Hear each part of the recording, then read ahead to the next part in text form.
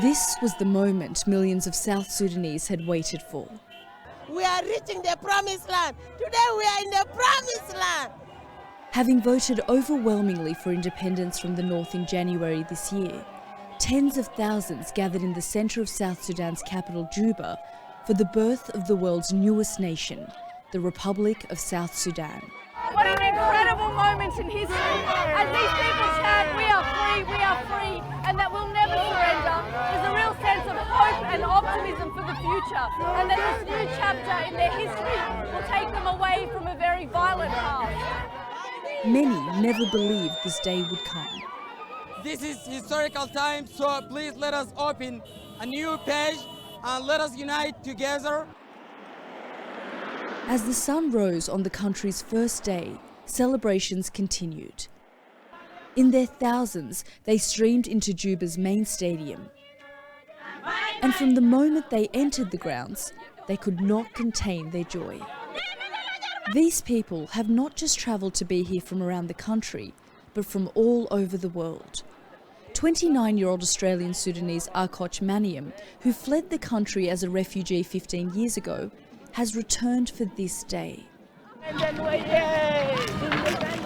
Today I enjoy. Yeah. I can see what can help the South Sudanese is to have a freedom, their own independence, so that they can use their own resources. They can even be more independent to decide for themselves.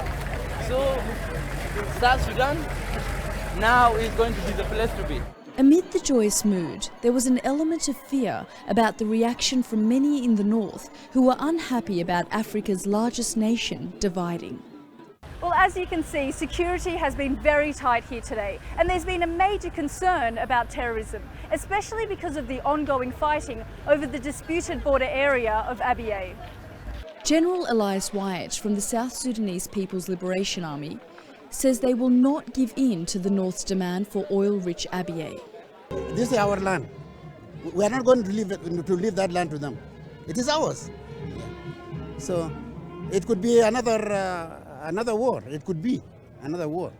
In a surprise move, Sudan's President Omar al-Bashir arrived to address the crowds.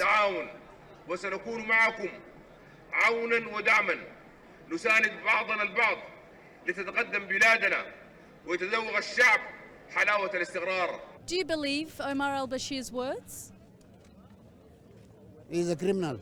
But for some, forgiveness comes more easily. Yeah, I believe him, because he said that we let the Southern Sudanese decided. We just took it as a referendum result was that we wanted separation. So he said he just let the Southern Sudanese have what they want. So he was frankly speaking. South Sudan is one of the poorest countries in Africa. This conflict-ravaged but oil-rich state faces major challenges. But as the first official anthem began and as the flag was raised, the mood was one of hope for the future.